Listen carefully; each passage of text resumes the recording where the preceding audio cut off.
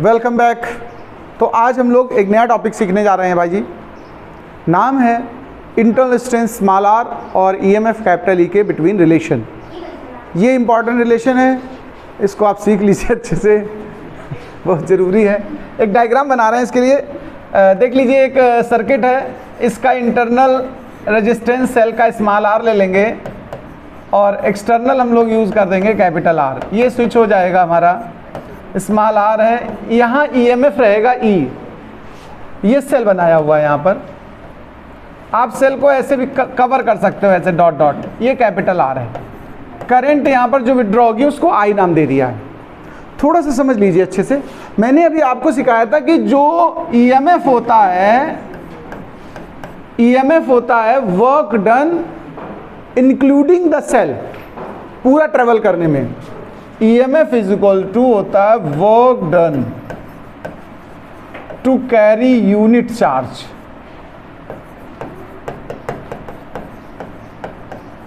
In whole circuit, in whole circuit, whole circuit में cell भी include है। अच्छा, आपने याद होगा एक वर्क डन का फार्मूला होता वैसे VIT, कभी सुना है तुम लोगों ने? Voltage, current and time. हम इसके अकॉर्डिंग यहाँ पर आपको समझाना चाहते हैं। तो टोटल जो वर्क डन हुआ, टोटल नेट या कुछ भी कह दें, वो दो पार्ट में हमने ब्रेक कर दिया। एक एक्सटर्नल सर्किट का वर्क डन और एक इंटरनल का। Total work done is equal to work done in external circuit plus work done in internal circuit. Internal किसको बोलते हैं? सेल के अंदर के हिस्से को हम क्या बोलते हैं? Internal circuit. और एक्सटर्नल हो गया आउट ऑफ सेल। और जो टोटल बनेगा वो दोनों का सम है।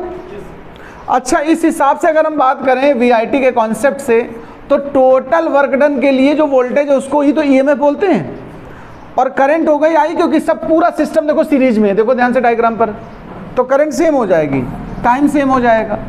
ये एक्सटर्नल है, इसलिए बाहर के वोल्टेज को हम V बोल देते हैं। क्या बोल देते हैं? यानी V is the terminal voltage. और करंट सेम, टाइम सेम।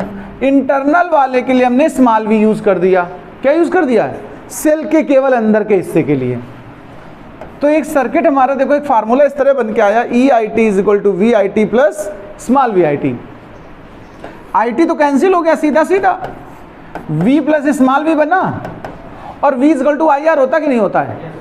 अगर ये स्मॉल v के लिए हम बात करें तो करंट और स्मॉल r यूज करेंगे कि नहीं यूज करेंगे? सेल के अंदर के हिस्से की बात हो रही है।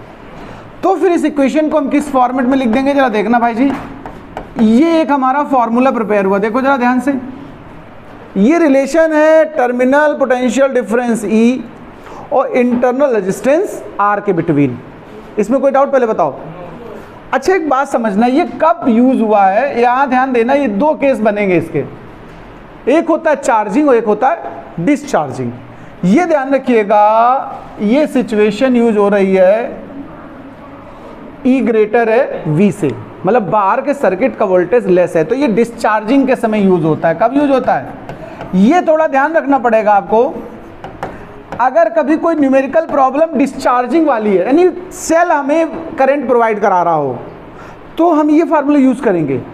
और अगर हमें सेल को चार्ज करना है तो इस जगह पर साइन चेंज होगा, E is equal to V minus IR use होगा। दोनों बातें याद रखना। ये कब के लिए है? Charging cell. अब सुनो मेरी बात, हम न्यूमेरिकल प्रॉब्लम के अकॉर्डिंग यूज करेंगे। अगर चार्ज डिस्चार्ज हो रहा है, सेल बाहर निकल रही करंट, तो आप ये रिलेशन यूज करिए। और अगर करंट इनसाइड आ रही है तो हमें relation E is equal to V minus IR use करना पड़ेगा। मान लीजिए एग्जाम में आप कंफ्यूज हो जाएं कि कौन वाला चार्जिंग का है और कौन वाला डिस्चार्जिंग का, ऐसा कंफ्यूजन आ जाता कभी। ये तो याद रहेगा, एक में प्लस IR और एक में माइनस IR है। इसको कंफ्यूजन कैसे दूर करें, इसका तरीका समझ लो। आप अपने मन में एक बात समझ लो कि आपके घर में जो इन्वर्टर लगा है, इन्वर्टर की बैटरी के पास जो वोल्टेज होता है उसको हम क्या बोलते हैं? EMF, E। और जो बाहर अप्लायंस सब लगे होते हैं उसके वोल्टेज को हम क्या बोलते हैं? V। घर की बैटरी का वोल्टेज आपको पता कितना होता है? 24 वोल्ट। जो घर में बैटरी लगी उसका वोल्टेज कितना होता है? 24 वोल्ट। बैटरी जो इन्वर्टर में लगी होती है। और जो हमारी सप्लाई का वोल्टेज होता है वो कितना होता है? 220 वोल्ट। अब सपोज करिए जब लाइट चली जाती है तो ये 220 खत्म हो गया, कितना हो जाता है? 0 नहीं हो जाता? बताओ, हो जाता कि नहीं हो जाता है? लाइट चली गई तो इस समय हाइयर कौन है? ई हाइयर है, तो करंट बैटरी से बाहर निकल रही है। यानी जिस फार्मूले में ई हाइयर या ग्रेटर महसूस हो वहां क्या हो रहा होता है? डिस्चार्जिंग। अब देखो ई ग्रेटर है क्योंकि वी प्लस समथिंग बन रहा है ई के इक्वल। देखो वी में कुछ ऐड किया तभी तो ई बना, यानी ई बड़ा है। और जब लाइट आ जाती है, ध्यान देना, तो वी की वैल्यू बड़ी हो जाती है, ई छोटा हो जाता है, तो हमारा करंट कहाँ जाने लगता है? सेल के अंदर, बैटरी के अंदर। बोलो भाई, चार्जिंग स्टार्ट हो जाती है। तो ये सिचुएशन कह रही वी ग्रेटर है, उससे कुछ जब सब्ट्रैक्ट किया गया तब ई बना है। नहीं समझ में आया? इससे कंफ्यूजन दूर रहेगा कि किसमें माइनस किसमें प्लस करते हैं। ठीक है, इसी रिलेशन को और आगे देखो, थोड़ा डेवलप कर रहा हूं मैं, ध्यान देना जरा। इसको हम दोबारा से लिख सकते हैं। देखो E is equal to V plus I R उठाया मैंने। ये जो V है ना, इसको टर्मिनल पोटेंशियल बोलते हैं, और ये हो गया बाहर के सर्किट का रेजिस्टेंस इसमें रहता है। तो इसको अगर आई आर के हिसाब से लिखो तो आई कैपिटल आर लिखना पड़ेगा। देखो स्मॉल आर किसके लिए? Internal resistance of the cell, और कैपिटल आर है external resistance of the circuit. Circuit में जो कुछ लगा, पंखा लगा, बल्ब लगा, जो कुछ लगा, सब कुछ। तो यहां से देखो, अगर आप आई कॉमन ले लो, ध्यान दो जरा प्लीज, आर प्लस आर बनेगा कि नहीं बनेगा? तो यहां से देखो करंट का एक रिलेशन आपके पास आ गया, E by R plus R. Direct कभी अगर ईएमएफ गिवन हो, इंटरनल और एक्सटर्नल रेजिस्टेंस गिवन हो, तो आप करंट के लिए इसको भी यूज कर सकते हैं फार्मूले की तरह। इतना समझ में आ गया कि नहीं आया? फिर और आगे बढ़ते हैं। अगेन